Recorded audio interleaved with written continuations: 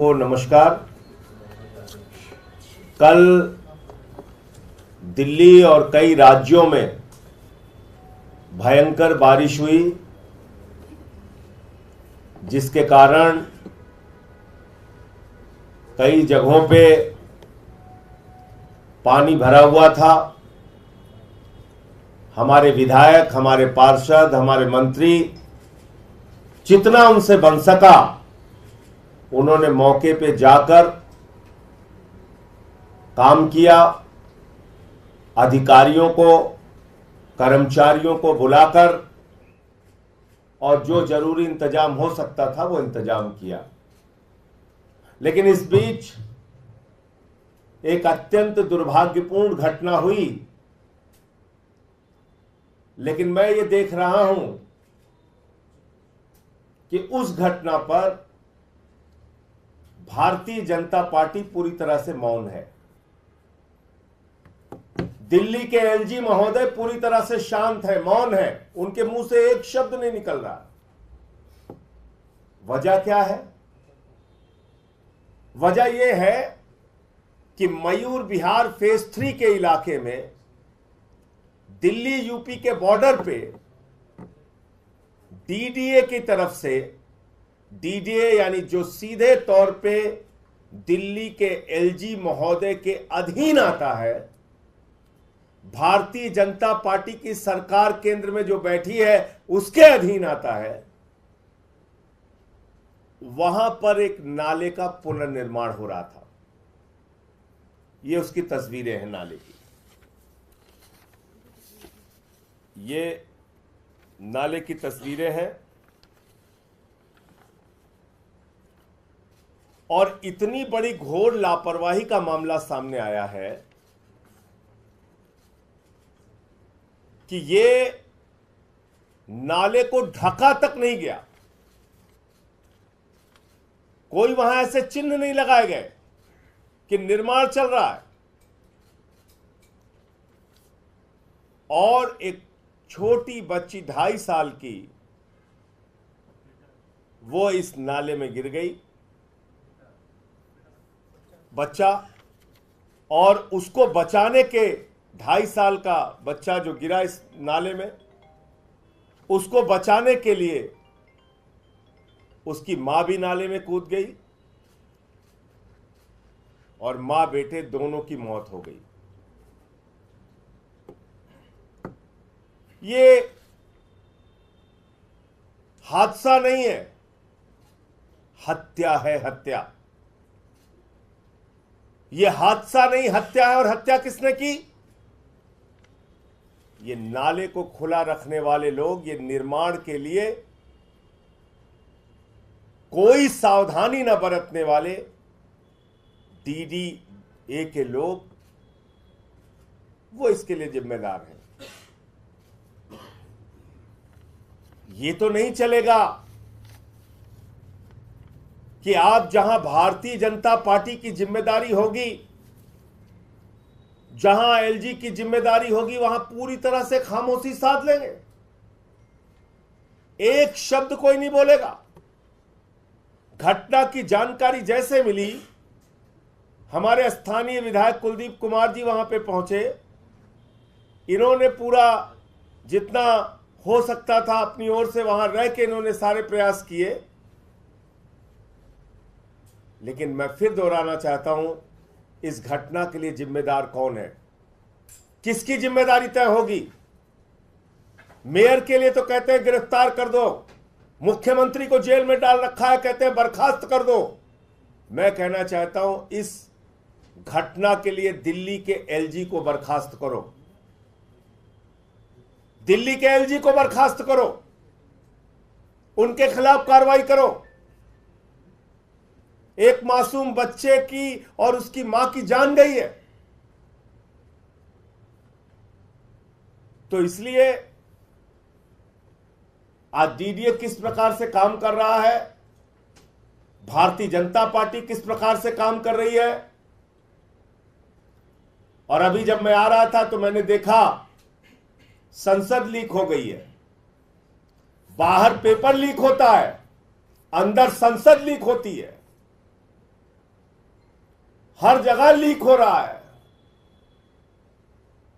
मोदी है तो मुमकिन है। हर जगह लीक, हर जगह लीकेज, हर जगह रिश्वतखोरी। बुंदेलखंड एक्सप्रेस बनेगा, उसमें गड्ढा। पूर्वांचल एक्सप्रेस वे बनेगा, उसमें गड्ढा। द्वारका एक्सप्रेस बनेगा, उसमें गड्ढा। अनाप शनाप निर्माण में पैसे। कहीं दिल्ली का एयरपोर्ट गिरेगा, कहीं राजकोट का, कहीं जबलपुर का, कहीं अटल सेतु ही दरार पड़ जाएगी उसमें, कहीं मोरबी का पुल गिर जाएगा, कहीं बिहार में कई पुल गिर जाएंगे। ये क्या हो रहा है इस देश के अंदर? इलेक्टोरल बॉन्ड से कितनी रिश्वत खा ली है भाजपाइयों ने, कितना चंदा लूट लिया है, कितने पैसे खा के लोगों की जान जोखिम में डालोगे? अरे पैसे खा रहे थे तो कम से कम इतना तो सोच लेते कि जिस संसद भवन में बैठते हो वहां पे प्रधानमंत्री जी भी बैठते हैं। संसद भवन के अंदर जिन कंपनियों ने काम किया, उन्होंने भारतीय जनता पार्टी को इलेक्टोरल बॉन्ड के जरिए कितनी रिश्वत दी, कितना चंदा दिया, इसकी जांच होनी चाहिए। और एक कंपनी जिसका नाम सामने आ रहा है, इसमें एक महोदय हैं जिन्होंने इसका नक्शा तैयार किया है। यह है इसकी डिजाइन तैयार करने वाले HCP design planning and management private limited. यह है मिस्टर बिमल पटेल और ये गुजरात से आते हैं। तो ये मैं चाहता हूं कि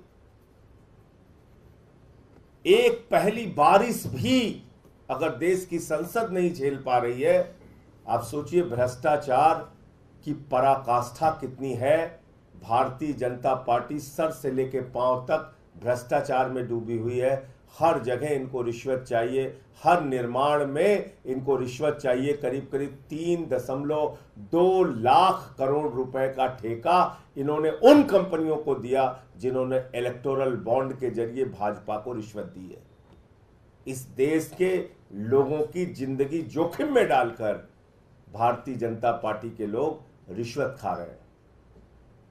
कम से कम इतना तो सोच लेते कि संसद में मोदी जी बैठते हैं, अमित शाह जी बैठते हैं, वहां भी रिश्वत खा ली।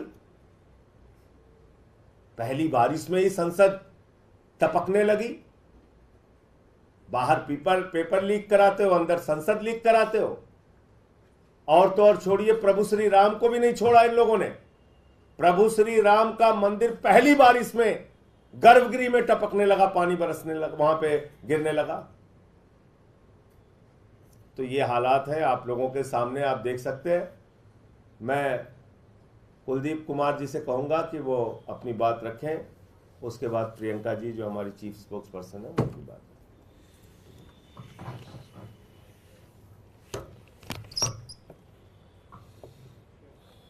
अभी सारी बात बड़े विस्तार से संजय भैया ने आपको बताई और मुझे बड़े दुख के साथ कहना पड़ रहा है कि प्रशासन की नाकामी की वजह से, डीडीए की नाकामी की वजह से कल शाम एक मां बेटे की मृत्यु हो गई। जैसा बताया कि जो दिल्ली और यूपी की खोड़ा कॉलोनी के बीच में जो ड्रेन है, जो नाला दिल्ली डेवलपमेंट अथॉरिटी डीडीए बना रहा है, जिसको बहुत कहने के बाद, तमाम पत्र लिखने के बाद उसका काम बड़ी मुश्किल से शुरू हुआ और उसके बाद उसके निर्माण कार्य में जिस प्रकार से उस जगह को खाली छोड़ा गया, उसमें पहले एक बेटा गिरा और उसको बचाने के चक्कर में उसकी मां अंदर गई और दोनों की उसमें डूबने से मृत्यु हो गई। अब मैं पूछना चाहता हूं कि दिल्ली के उपराज्यपाल महोदय, सीधे तौर पे जो दिल्ली का डीडीए विभाग है वो सीधे तौर पे आपके अंतर्गत आता है। हम हर बार कहते हैं कि आपको जल बोर्ड के काम में इंटरफेयर करने का बड़ा शौक है, आपको दिल्ली के कामों में इंटरफेयर करने का बड़ा शौक है, आपको अधिकारियों को धमकाने का बड़ा शौक है, लेकिन जो विभाग सीधे तौर पे आपके अंतर्गत आते हैं उन विभागों पर आपका कोई रत्ती भर भी ध्यान नहीं है। ये जो मृत्यु हुई है ये सही कहा, ये कोई हादसा नहीं है, ये पूरी तरह से हत्या है जो उन अधिकारियों की लापरवाही के कारण हुई जिन्होंने बिना बैरिकेडिंग के, बिना किसी चिन्ह के उस जगह को खाली छोड़ा, जिसको पता था कि बरसात चल रही है दिल्ली में और लगातार उसके बावजूद भी उस जगह को खाली छोड़ा गया, जिसमें गिरने से उनकी मृत्यु हो गई। तो ऐसे अधिकारियों को उपराज्यपाल महोदय, ऐसे अफसरों को कब आप सजा देंगे, कब उनको सस्पेंड करेंगे और कब उनके ऊपर हत्या का मुकदमा दर्ज करेंगे? आज इस प्रेस कॉन्फ्रेंस के माध्यम से मेरी विनती है, उन परिवार को न्याय मिले, उन अधिकारियों के खिलाफ हत्या का मुकदमा दर्ज हो, वो सस्पेंशन उन अधिकारियों का, और उपराज्यपाल महोदय सबके सामने आकर इसकी जिम्मेदारी ले कि उनकी लापरवाही के कारण एक मां बेटे इस दुनिया से चले गए, उनके अधिकारियों की लापरवाही के कारण, तो उनको न्याय मिले, उनको इंसाफ मिले। और जब ये घटना हुई उस समय, रात के समय भी मैं उस जगह पर मौजूद था और उसके बाद अस्पताल के अंदर उनके शवों को रखा गया, मोर्चरी में पोस्टमार्टम के लिए रखा गया। हम तब भी वहां मौजूद थे, इसके अंदर हम उनके साथ हैं, इस दुख की घड़ी में हम उनके साथ खड़े हुए हैं। लेकिन आज जो लोग बात बात पर राजनीति करने आते थे वो लोग गायब हैं, क्योंकि अब जो गलती है वो उपराज्यपाल महोदय की है और उपराज्यपाल महोदय के प्रवक्ता अब सामने नहीं आएंगे, वो घरों में दुबक के बैठ जाएंगे, उनको इंसाफ मिले। हमारी यही इनसे विनती है, यही इनसे गुहार है। और अभी जब मैं आपसे बात करने के लिए आ रहा था तो उसी समय मुझे जानकारी मिली, मैं अभी और कंफर्म करूंगा, कि डीडीए की किसी बिल्डिंग में करंट लगने से किसी बच्चे की मौत हुई है, 12 साल के बच्चे की। तो आप देख सकते हैं किस तरीके से हालात हैं। मैं प्रियंका कक्कड़ जी जो चीफ स्पोक्स पर्सन है हमारी, उनको कहूंगा अपनी बात। आदरणीय सांसद जी और आदरणीय विधायक जी ने जो बात कही उसी को आगे ले जाते हुए, दिल्ली में मल्टीप्लिसिटी ऑफ एजेंसीज है, आप सब लोग जानते हैं। आपने बार बार देखा होगा कि एलजी महोदय को दिल्ली सरकार के काम रोकने का तो बहुत शौक है, पर अपने काम ठीक से करने के लिए कभी कहीं नहीं दिखते। सुप्रीम कोर्ट तक ने अक्टूबर 2023 में कहा कि दिल्ली की हालत खराब की जा रही है सिर्फ अनरीजनेबल पावर्स पाने के लिए, और डीडीए के ऊपर ये टिप्पणी की। डीडीए डायरेक्टली एलजी के अंडर आता है। ये जो घटना हुई ये बेहद दुखद और अननेसेसरी और अवॉइडेबल थी।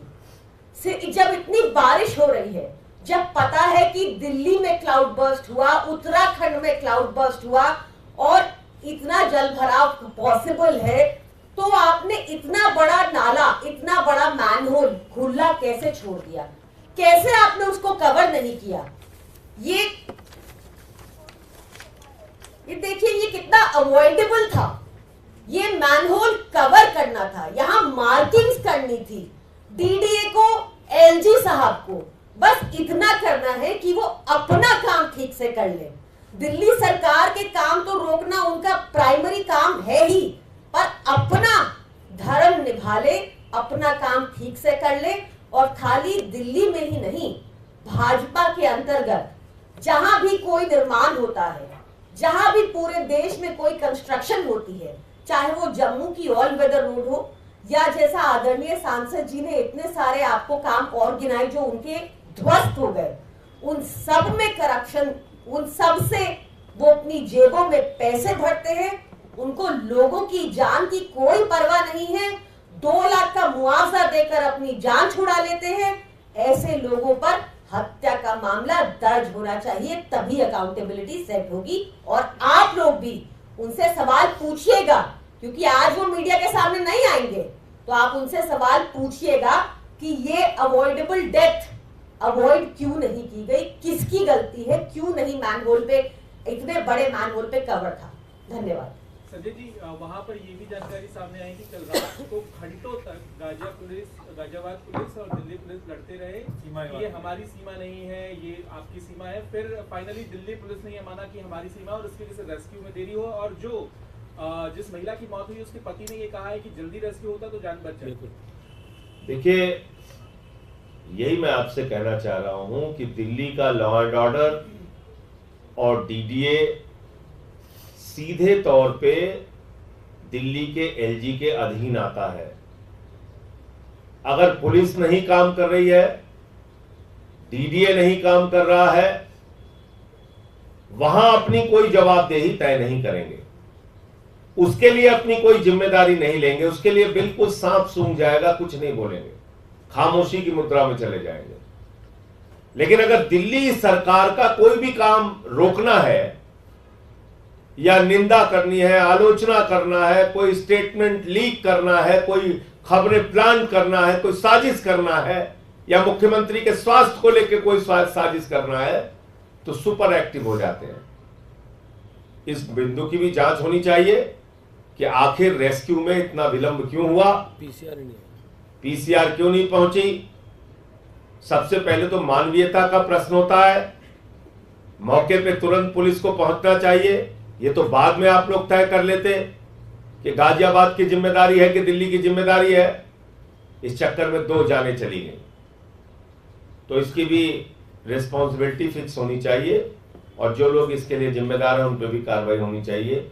वो पुलिस के कौन से लोग हैं जिनको सूचना दी गई और वो नहीं पहुंचे। सर, आपने लॉ एंड ऑर्डर की बात की, कल गोकुलपुरी में इस तरह रहा, एक बच्चे और उसके महिला के पति के सामने गोली मार दी गई, रोड रेस का घटना था, उसकी मौत हो गई। देखिए, दिल्ली पिछले कुछ वर्षों में गैंग वार की घटनाएं भी यहां पे हुई हैं। गैंग वार, देश की राजधानी में 2 गैंग आमने सामने से गोली चलाते रहे, कोर्ट के अंदर हत्या हो गई, कोर्ट के अंदर हत्या हो गई, गोली चल गई, कई कई किलोमीटर तक लड़की को घसीट के मारा गया, रेप की, नृशंस हत्या की, अनेकों घटनाएं। लेकिन हम लोग मुद्दा उठाते हैं, हम लोग आवाज उठाते हैं, उसको सुनने के लिए तैयार नहीं, खुद से कुछ बनेगा नहीं, और आम आदमी पार्टी और अरविंद केजरीवाल की सरकार को कुछ करने नहीं देंगे। ये इनका उद्देश्य है। लेकिन हम, जैसा आपको पहले भी कहे, हम लोग सड़क से लेके सदन तक हर तरह की लड़ाई लड़के दिल्ली वालों का काम कराते हैं और कराते रहेंगे। ये जो घटना हुई है जिसके बारे में आपने बताया, निश्चित रूप से फिर एक बार मैं कहूंगा, ये दिखाता है कि दिल्ली को एलजी महोदय के राज में, गृह मंत्री अमित शाह के राज में गैंगवार, हत्या, बलात्कार जैसी घटनाओं का एक केंद्र बनाया जा रहा है। यह अत्यंत दुर्भाग्यपूर्ण है। देश की राजधानी है, इस पर कार्रवाई होनी चाहिए सख्त से सख्त, और लॉ एंड ऑर्डर कैसे ठीक होगा इसके बारे में कोई ठोस कदम उठाने की आवश्यकता है। पार्लियामेंट में जाति को लेकर के बात हो रही है, कभी नेता बड़े गर्व से अपनी जाति बताते हैं और कभी जाति पूछने पर आपत्ति होती है, क्या है? ये सवाल ही बहुत उल्टा है आपका। आप मुझे बताइए, जाति आप किसी की कैसे पूछ सकते हैं? क्या मकसद है आपका? बाहर ठेले वाले को आप कहते हैं नेम प्लेट लगाओ, अपनी जाति बताओ। अगर वहां जाटव ढाबा लिखा रहेगा, वाल्मीकि ढाबा लिखा रहेगा, तो वहां तोड़फोड़ करनी है, वहां हंगामा करना है, वहां कोई नहीं खाने जाएगा। मुसलमान का ढाबा है, उसका बहिष्कार करना है। और संसद के अंदर अपनी जाति बताओ। तो अनुराग ठाकुर जो एक गोली मारो छाप नेता है, उनके बारे में मैं सिर्फ इतना ही कहना चाहूंगा, ये देश 144 करोड़ हिंदुस्तानियों का है। किसी गलतफहमी में मत रहना कि आप इसको जाति धर्म के नाम पे बांट पाओगे। हां, जो समाज की वंचित जातियां हैं शोषित जातियां हैं, जिनको उनका अधिकार नहीं मिला, उनकी लड़ाई एक नहीं 1000 बार लड़ेंगे। अगर जातीय जनगणना का मुद्दा हो रहा है तो भारतीय जनता पार्टी के पेट में इतना दर्द हो जाता है, सबको अपमानित करने को उतारू हो जाते हैं। क्यों भागते हो भाई जातीय जनगणना से? अगर इस देश में यह पता चल जाएगा कि पिछड़ा वर्ग के लोगों की कितनी संख्या है, दलितों की कितनी संख्या है, आदिवासियों की कितनी संख्या है, मुसलमानों की, सिखों की, ईसाइयों की कितनी संख्या है, बौद्धिस्टों की कितनी संख्या है, तो इसमें तुम्हें क्या प्रॉब्लम है? प्रॉब्लम एक ही है कि उनका अधिकार देना पड़ेगा। और जो नागपुर बैठा हुआ है, जिस आरएसएस का प्रमुख आज तक ना कोई दलित हुआ, ना पिछड़ा हुआ, ना आदिवासी हुआ, एक प्रमुख का नाम बता दीजिए 100 साल में, एक आरएसएस का प्रमुख बताइए। और भारतीय जनता पार्टी इतनी पुरानी पार्टी है, एक राष्ट्रीय अध्यक्ष छोड़ के एक आप बता दीजिए जो कोई दूसरे समाज से आया हो। तो इसलिए मैं आपसे कहना चाहता हूं कि जाति, नफरत, घृणा, ये फैलाना और ये पूछना भाजपा के नस नस में बसा हुआ है। ये जाति पूछ के ही काम करते हैं। प्रभु श्री राम के मंदिर का शिलान्यास था, मोहन भागवत जी बुलाए गए, प्रधानमंत्री नरेंद्र मोदी जी आए, उत्तर प्रदेश के मुख्यमंत्री गए, उत्तर प्रदेश की राज्यपाल गई। लेकिन जब प्रधानमंत्री गए तो तत्कालीन राष्ट्रपति श्री रामनाथ कोविंद जी नहीं गए। क्यों? क्योंकि भाजपाइयों ने उनसे पूछा जाति क्या है, बोले हम तो दलित समाज से आते। बोले नहीं, नॉट अलाउड, आप मंदिर के शिलान्यास में नहीं आ सकते। बताएं अनुराग ठाकुर और उनकी पार्टी कि तत्कालीन देश के राष्ट्रपति श्री रामनाथ कोविंद जी को प्रभु श्री राम के मंदिर के शिलान्यास में क्यों नहीं बुलाया गया? प्रभु श्री राम के मंदिर का उद्घाटन था, फिर भागवत जी गए, प्रधानमंत्री नरेंद्र मोदी जी गए, उत्तर प्रदेश के मुख्यमंत्री गए, उत्तर प्रदेश की राज्यपाल गई। मौजूदा राष्ट्रपति श्रीमती द्रौपदी मुर्मू जी को प्रभु श्री राम के मंदिर के उद्घाटन में नहीं बुलाया गया। क्यों? पूछा जाति क्या है, बोले आदिवासी। बोले नहीं, नॉट अलाउड। यह है मानसिकता बीजेपी की, यह है मानसिकता बीजेपी की। इनके मन में घृणा और नफरत इतनी भरी हुई है, ये जाति के आधार पे, धर्म के आधार पे इस देश को टुकड़े टुकड़े में बांटना चाहते हैं। वंचित वर्गों को उसका अधिकार नहीं देना चाहते, पिछड़ों को उसका अधिकार नहीं देना चाहते, लेकिन बांटना चाहते हैं समाज को। और छोड़ दीजिए, आप इससे आगे बढ़िए। देश की संसद, राज्यसभा, लोकसभा महामहिम राष्ट्रपति से पूरी होती है। और जब नई संसद का उद्घाटन हुआ, देश के प्रधानमंत्री उद्घाटन करते हैं। नई संसद का उद्घाटन देश की राष्ट्रपति श्रीमती द्रौपदी मुर्मू जी से नहीं कराया गया। क्यों? क्योंकि वो आदिवासी समाज से आती है। और आगे चलते हैं। उत्तर प्रदेश के 5 साल मुख्यमंत्री रहे अखिलेश यादव जी। घर खाली किया तो गंगा जल से घर धुलवाया, और अपनी पत्नी के साथ कन्नौज में मंदिर में दर्शन करने चले गए तो भाजपाइयों ने मंदिर को गंगा जल से धुला। ये मानसिकता है बीजेपी की। इसलिए अनुराग ठाकुर जो बोल रहा है वो भाजपा की मानसिकता है। वैसे वो गोली मारो छाप नेता है, उसके बारे में ज्यादा टिप्पणी करने की जरूरत नहीं है, लेकिन उसने अपनी पार्टी की मानसिकता को प्रदर्शित किया।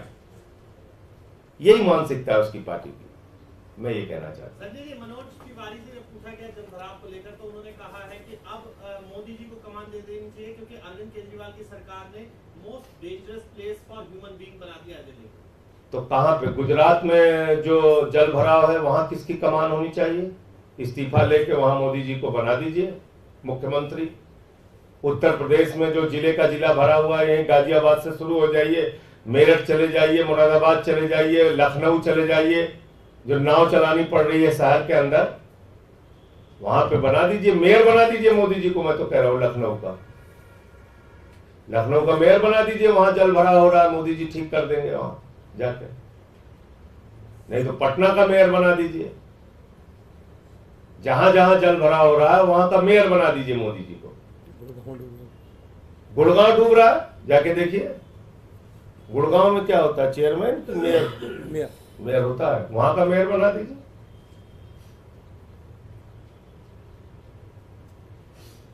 ऐसी बातें करते हैं लोग बेसिर पैर की।